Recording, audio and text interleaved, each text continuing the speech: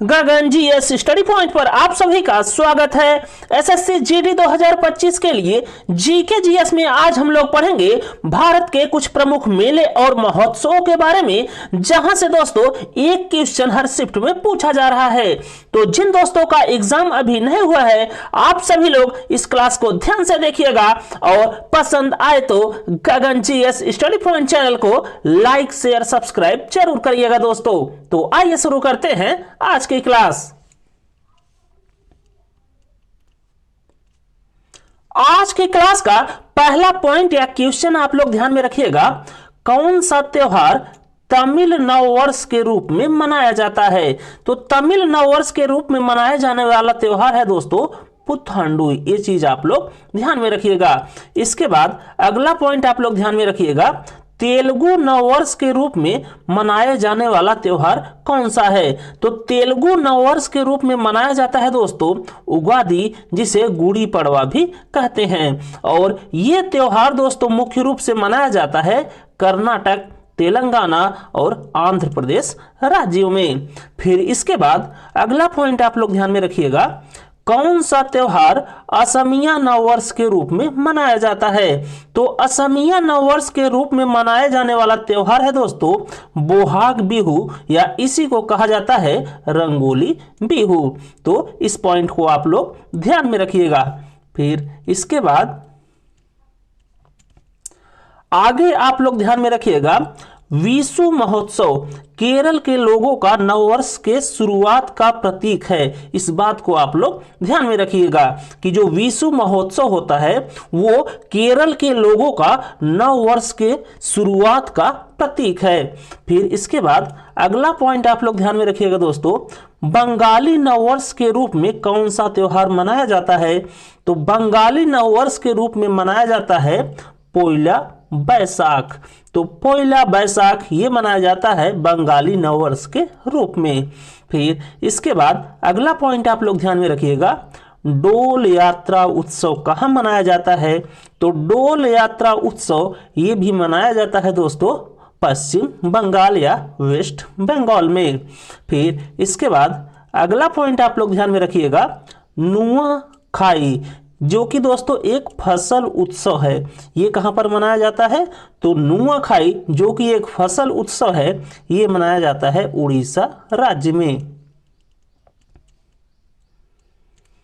फिर इसके बाद अगला पॉइंट आप लोग ध्यान में रखिएगा, हेमिस महोत्सव, और यह एक दोस्तों बौद्ध धर्म का त्योहार है जो कि मनाया जाता है लद्दाख में।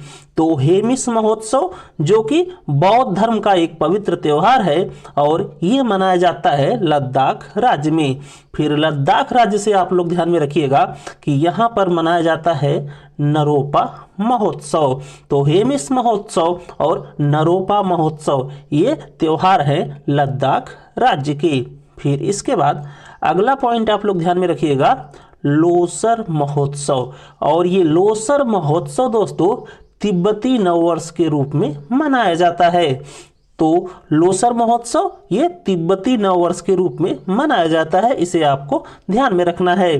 फिर इसके बाद अगला पॉइंट आप लोग ध्यान में रखिएगा, कुल्लू दशहरा, और ये कुल्लू दशहरा मनाया जाता है दोस्तों भारत के हिमाचल प्रदेश राज्य में। फिर इसके बाद अगला पॉइंट आप लोग ध्यान में रखिएगा दोस्तों, लोक रंग उत्सव, और ये लोक रंग उत्सव कहां पर मनाया जाता है। तो लोक रंग उत्सव मनाया जाता है एमपी मध्य प्रदेश में। फिर इसके बाद अगला पॉइंट आपको ध्यान में रखना है, जावा जो कि एक संस्कृत उत्सव है, ये कहां पर मनाया जाता है। तो जावा जो कि एक संस्कृत उत्सव है, ये मनाया जाता है भारत के झारखंड राज्य में।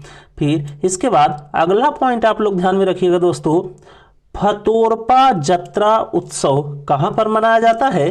तो फतोरपा जत्रा उत्सव ये मनाया जाता है दोस्तों भारत के गोवा राज्य में। फिर इसके बाद अगला पॉइंट आप लोग ध्यान में रखिएगा, साकेवा त्योहार जो कि दोस्तों एक प्रकार का भूमि पूजन है, ये कहां पर मनाया जाता है। तो साकेवा त्योहार जो कि एक भूमि पूजन है या चंडी माता का पूजन है, ये मनाया जाता है दोस्तों भारत के सिक्किम राज्य में।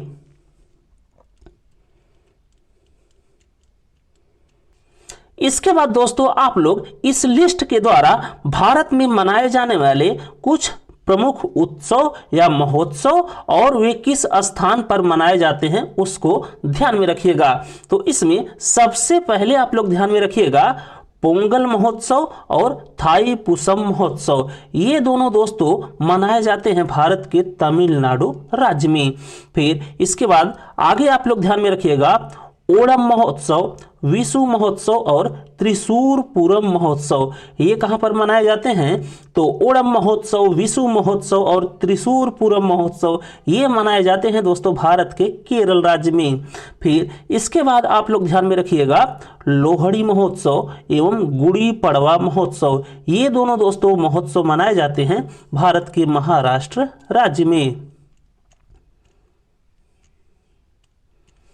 फिर इसके बाद आप लोग ध्यान में रखिएगा उगादी या जिसे दोस्तों गुड़ी पड़वा महोत्सव कहा जाता है, ये कहाँ पर मनाया जाता है मुख्य रूप से? तो ये मनाया जाता है आंध्र प्रदेश और कर्नाटक राज्य में। तो उगादी महोत्सव या जिसे गुड़ी पड़वा महोत्सव कहा जाता है, ये कहाँ पर मनाया जाता है? तो ये मनाया जाता है मुख्य रूप से आंध्र प्रदेश और कर्नाटक के राज्यों में। फिर इसके बाद अगला आप लोग ध्यान में रखिएगा लोसर महोत्सव, और ये लोसर महोत्सव दोस्तों मनाया जाता है सिक्किम राज्य में। फिर इसके बाद आप लोग ध्यान में रखिएगा पौष मेला और दुर्गा पूजा, ये दोनों महोत्सव हैं दोस्तों वेस्ट बंगाल या पश्चिम बंगाल से संबंधित। फिर इसके बाद दोस्तों आपको ध्यान में रखना है नुआखाई महोत्सव एवं बाली जत्रा महोत्सव, ये कहाँ के हैं? तो नुआखाई महोत्सव और बाली जत्रा महोत्सव ये हैं दोस्तों भारत के उड़ीसा राज्य से संबंधित। फिर इसके बाद आप लोग ध्यान में रखिएगा गणगौर महोत्सव, ये कहाँ का है?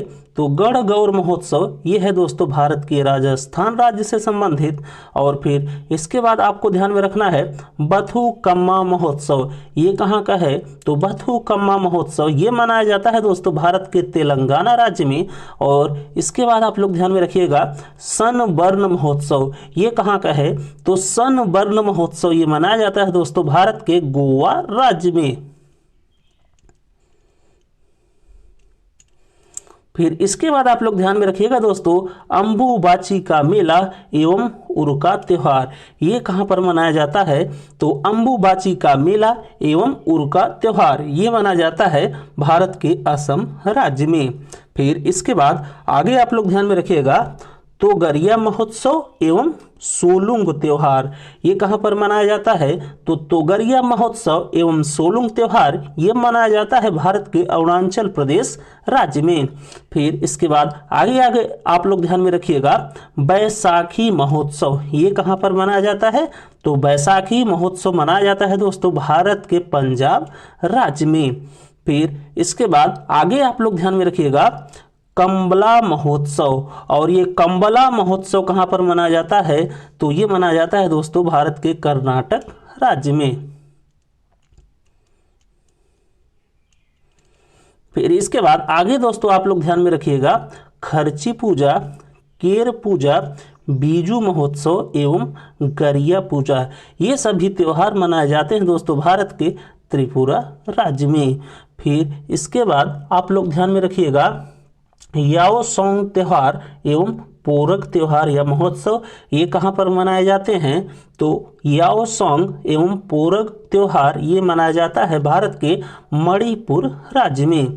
फिर इसके बाद आगे आप लोग ध्यान में रखिएगा दोस्तों खासी त्योहार, वांगला त्योहार एवं 100 ड्रम महोत्सव ये कहाँ पर मनाया जाता है? तो खासी त्योहार, वांगला त्योहार एवं 100 ड्रम महोत्सव ये मनाए जाते हैं दोस्तों भारत के मेघालय राज्य में।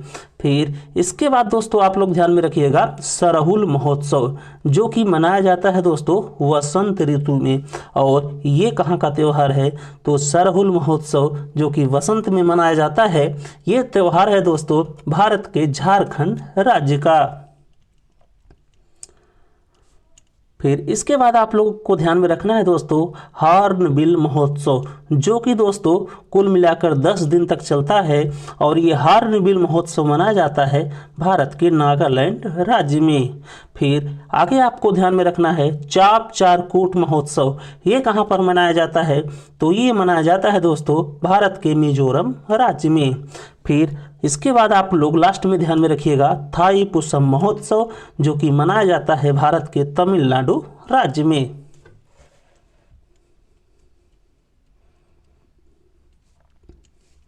इसके बाद नोट्स में आप लोग ध्यान में रखिएगा कि हम्पी महोत्सव ये कहाँ का है दोस्तों, तो हम्पी महोत्सव ये मनाया जाता है कर्नाटक राज्य में।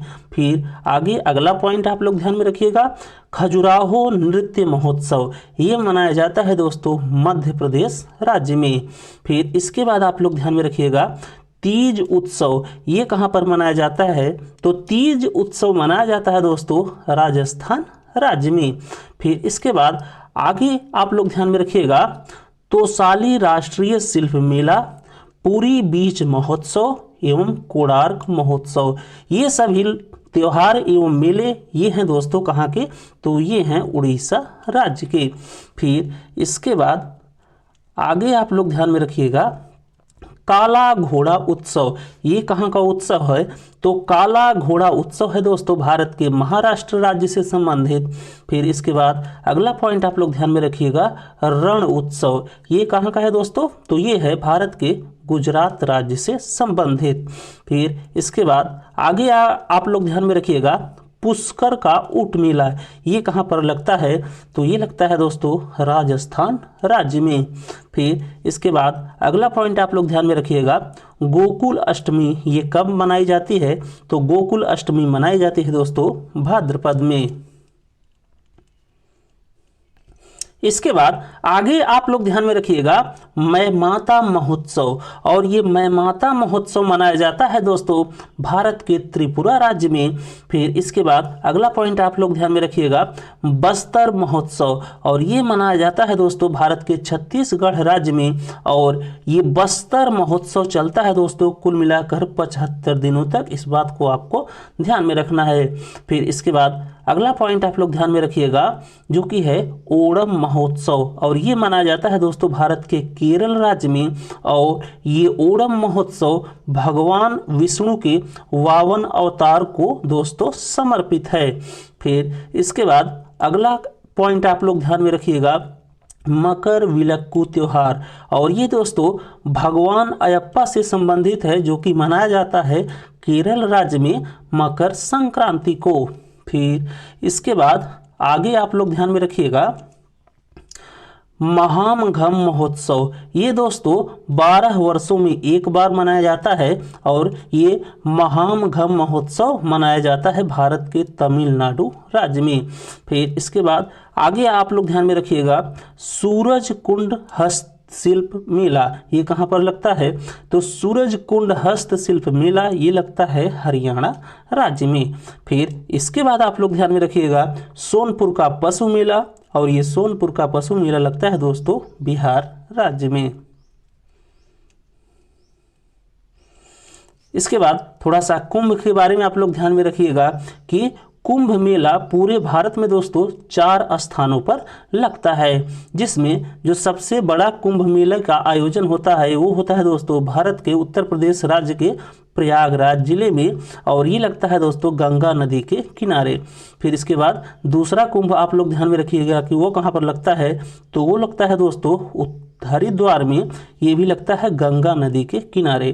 फिर तीसरा आप लोग ध्यान में रखिएगा नासिक, और नासिक में जो कुंभ मेला लगता है वो लगता है दोस्तों गोदावरी नदी के किनारे। और चौथा आप लोग ध्यान में रखिएगा उज्जैन में, और जो उज्जैन में कुंभ मेला लगता है वो लगता है शिप्रा नदी के किनारे। फिर इसके बाद 2 पॉइंट और आप लोग ध्यान में रखिएगा दोस्तों, जो महाकुंभ का मेले का आयोजन होता है वो 12 वर्षों में एक बार होता है दोस्तों, और जो अर्ध कुंभ का आयोजन होता है वो 6 वर्षों में एक बार किया जाता है। तो बस दोस्तों, इस क्लास में बस इतना ही। अगर आपको ये क्लास अच्छी लगी हो तो आप लोग गगन जीएस स्टडी पॉइंट चैनल को सब्सक्राइब जरूर करिएगा। थैंक यू दोस्तों, मिलते हैं अगली क्लास में।